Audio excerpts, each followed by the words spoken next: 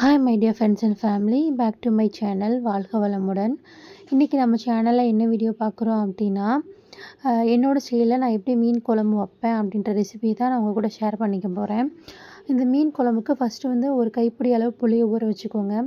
மீன் குழம்புக்கு சின்ன வெங்காயம் தான் டேஸ்ட்டு தரும். ஸோ நிறைய சின்ன வெங்காயம் உரிச்சிக்கோங்க. நான் இதுக்கு 5 தக்காளி எடுத்திருக்கேன்.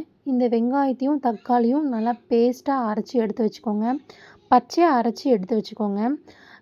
இந்த மீன் குழம்பு வைக்கிறதுக்கு எப்பயுமே அகலமான பாத்திரமாக எடுத்து வச்சுக்கோங்க. ஏன்னா அப்போ தான் மீன் போடுறப்ப கிண்டுறதுக்கு தோதுவாக இருக்கும். இதுக்கு வந்து நல்லெண்ணெய் ஊற்றி தாளித்தா ரொம்ப டேஸ்ட் நல்லாயிருக்கும் மீன் குழம்புக்கு. நல்லெண்ணெய் ஊற்றிட்டு நான் வெந்தயம், கடுகு தான் போட்டிருக்கேன். மீன் குழம்பு தாளிப்புக்கு வந்து ஃபஸ்ட்டு வெந்தயம் போட்டு கடுகையும் போட்டு நல்லா பொரிஞ்சக்கப்புறம் நான் வெங்காயம் கட் பண்ண இதை வந்து நான் வீடியோ எடுக்கலை. நான் 2 பல்லாரி வெங்காயமும் 4-5 பூண்டையும் பொடிசாக கட் பண்ணியிருந்தேன். அதை போட்டு நல்லா தாளிச்சுக்கிட்டேன்.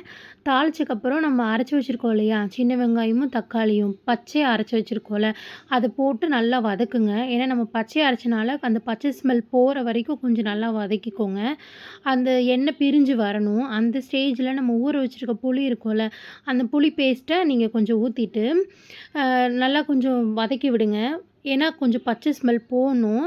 நம்ம பச்சையாக அரைச்சி ஊற்றுறது தான் இந்த குழம்புக்கு டேஸ்ட்டேவும். சில பேர் வந்து வெங்காயம், தக்காளி எல்லாம் வதக்கி அதுக்கப்புறம் அதை பேஸ்ட்டாக ஆட்டி ஊற்றுவாங்க. ஆனால் நம்ம பச்சையாக அரைச்சி ஊற்றுறது தான் இந்த குழம்புக்கு டேஸ்ட்டு. அது நல்லா வதங்கிட்டு இருக்கப்பவும் 1 ஸ்பூன் மஞ்சத்தூள், 2 ஸ்பூன் மிளகாத்தூள், அப்புறம் மல்லித்தூள் 2 ஸ்பூன் போட்டுக்கோங்க. அதுக்கப்புறம் வந்து குழம்புத்தூள் 4 ஸ்பூன் போட்டிருக்கேன். இதெல்லாம் போட்டு நல்லா மிக்ஸ் பண்ணிவிட்டு நீங்கள் காரத்துக்கு ஏற்ப நீங்கள் பொடி போட்டுக்கோங்க. மிளகாத்தூளும் குழம்புத்தூள் எவ்வளோ உங்கள் காரத்துக்கு வேணுமோ அவ்வளோ தூரம் போட்டுக்கோங்க. நல்லா போட்டு எல்லாம் கிண்டிட்டு தேங்காய் சில் 2 சில் வந்து அரைச்சி ஊற்றுங்க. ரொம்ப வேணாம் மீன் குழம்புக்கு, கொஞ்சமாக தேங்காய் அரைச்சி ஊற்றுனீங்கன்னா டேஸ்ட் நல்லாயிருக்கும். நானும் கொஞ்சம் தேங்காய் சில் அரைச்சி ஊற்றிட்டு எல்லாத்தையும் நல்லா கிண்டிட்டு இந்த ஸ்டேஜில் உப்பு உரப்பெல்லாம் பார்த்துக்கோங்க. ஏன்னா அடுத்து மீன் போடணும். கொஞ்சம் உப்பு வந்து கூடுதலாகவே இருக்கட்டும். ஏன்னா நம்ம மீன் போடுறோம்ல, மீனில் வந்து உப்பு பிடிக்கணும். இந்த ஸ்டேஜில் உப்பு உரப்பெல்லாம் பார்த்துக்கோங்க. எல்லாத்தையுமே போட்டு நல்லா கிண்டிட்டு மூடி வச்சுருங்க.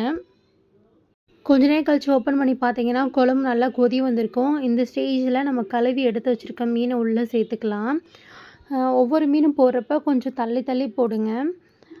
ஏன்னா அதுக்கு தான் அகலமான பாத்திரம் நான் உங்களுக்கு எடுக்க சொன்னேன். ஒரு ஓரமாக எல்லா மீனையும் போட்டுட்டு குழம்பு சிம்மில் வச்சுருக்கோங்க. ஏன்னா நீங்கள் மீனை போட்டுட்டு அதுக்கப்புறம் கரண்டி வச்சு கிண்டக்கூடாது. கிண்டிங்கன்னா வந்து மீன் உடஞ்சிரும். எல்லா பீஸையும் உள்ளே போட்டுட்டு நல்லா குழம்பு நல்லா சிம்மில் வச்சுருங்க. மீனெல்லாம் உள்ளே போட்டக்கப்புறம் நீங்கள் அதில் எதுவுமே கிண்ட வேணாம். ஹை ஃப்ளேமில் வச்சிங்கன்னா மீன் வந்துட்டு உடஞ்சிரும். உடஞ்சி முள்ளெல்லாம் அப்போ வெளியே வந்துடும். ஸோ மீன் உள்ளே போட்டோன்னே வந்து அடுப்பை ரொம்ப சிம்மில் வச்சுருங்க. மூடி போட்டு ரொம்ப சிம்மில் வச்சுருங்க. சிம்மில் வச்சுட்டு கொஞ்ச நேரம் கழித்து ஓப்பன் பண்ணி பார்த்தீங்கன்னா இந்த மாதிரி எண்ணெய் பிரிஞ்சு வந்திருக்கும்.